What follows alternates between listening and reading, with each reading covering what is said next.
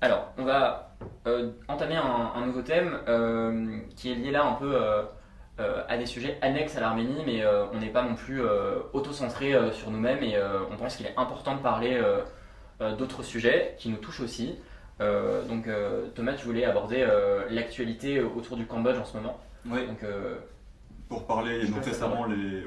les anciens dirigeants Khmer Rouge ont été condamnés, enfin certains ont été condamnés pour génocide. Alors d'abord, il y a une chose qui m'a un petit peu marqué sur ce cas-là, c'est qu'il n'y en a que deux personnes qui ont été condamnées, qui sont Kyo Sampan et Nyun Chea. Il y en a peut-être cinq, et Dutch qui était un président enfin un directeur de prison, mais pas quelqu'un qui prenait les décisions politiques. Au final, il y a plusieurs dirigeants Khmer Rouge qui ont directement pris des décisions, en tout cas on le suppose. Pol Pot, Tamok, Ieng Sari qui est décédé en cours de procès, et puis sa femme Ieng Thirit qui, je crois, est déclarée sans ses facultés mentales, qui n'ont pas été condamnés. C'est bien que la justice prenne son temps pour être de qualité, je ne vais pas critiquer ça, mais ça pose quand même une question que, au final, il y ait certains des coupables qui prennent pour tous les autres, et que certains s'en sortent, entre guillemets, bon, s'en sortent c'est peut-être un peu exagéré, mais qu'on fasse des crimes contre l'humanité et qu'à cause du temps, le temps passe, et finalement on n'a rien. D'ailleurs, il s'est passé à peu près la même chose, si je me souviens bien, pour Pinochet. La deuxième chose que je voulais dire, c'est par rapport au terme génocide sur le Cambodge, parce que très souvent le terme génocide, il est utilisé un peu par tout le monde. Alors je sais que quand on est arménien, on dit qu'il y a eu un génocide, on pourrait nous faire le procès, est-ce que vous, c'est vraiment un génocide? Dans le cas du Cambodge, il faut bien comprendre que ce qui a été en ce moment, enfin par la Cour internationale récemment décrit comme un génocide, ça concerne certaines communautés qui ont été massacrées, qui étaient les Vietnamiens, les Chams musulmans et d'autres minorités religieuses qui n'étaient pas citées dans ce que j'avais lu.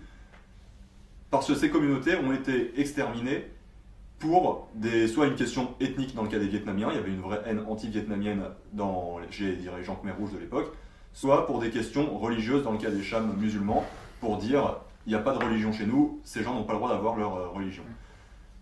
Pour toutes les autres victimes, l'accusation de génocide n'a pas été retenue en l'occurrence, mais ça reste un crime contre l'humanité. Et je voudrais aussi revenir un peu sur ce terme génocide que maintenant tout le monde utilise comme étant le crime suprême, mais on peut faire des crimes contre l'humanité qui peuvent être, je vais pas dire beaucoup plus graves parce qu'il n'y a pas de gravité dans les crimes, mais c'est pas parce que c'est un génocide que c'est pire que les autres. Certains des dictateurs qui ont le plus de sang sur les mains n'ont pas fait de génocide, ce qui n'a pas empêché de faire des dizaines de millions de le morts. génocide est une qualification. C'est une qualification, exactement. En fait, il n'y a pas de forcément on doit pas être, on doit pas choisir. Enfin, c'est pas comme il n'y a pas le pire ou le Voilà. moins pire. C'est pas une qualification génocide, qui est donc c'est singulière pire. et cette singularité elle est importante. Ouais. Il faut la respecter, mais ce n'est pas pour autant qu'on ne doit pas parler d'autres crimes contre l'humanité. Exactement, et qu'on devrait les relayer au second plan. Voilà. Bien sûr. Et à l'inverse, c'est pas parce que c'est un génocide qu'il faut croire que c'est plus important non plus. Voilà, il y a toute cette terminologie qui est un petit peu difficile pour certains. C'est vrai qu'il y a des fois où c'est C'est pas un très toujours grand clair. débat Ouais. juridique, philosophique, d'historien. On ne le Mhm. résoudra pas aujourd'hui, mais Bien c'est sûr. intéressant de le soulever. Je pense. Autre chose sur le Cambodge? Merci pour ce point d'actualité, c'est important d'en parler, je pense. Oui. Peu de gens en parlent dans les médias. Ouais. D'ailleurs, je voudrais faire un parallèle avec le génocide des Tutsis au Rwanda. Il y a une actualité juridique en ce moment. Il y a un médecin rwandais, Sosten Munyemana, qui a été déféré devant la justice française et qui va peut-être être traduit devant la cour d'assises de Paris pour crime de génocide. Alors, il était sous contrôle judiciaire depuis 2011, il est réfugié en France depuis le génocide. Alors, certes, on peut regretter la lenteur des procédures, il y a plein de raisons à ça. D'abord parce que la justice met du temps à faire son travail, mais aussi parce que la politique de la France a longtemps été contestable sur ce sujet. On pourrait y consacrer Négationniste, une émission Bien sûr. entière là-dessus. Bon, elle commence un petit peu à changer, même s'il y a des choses à critiquer. Donc, on va suivre avec attention ce procès.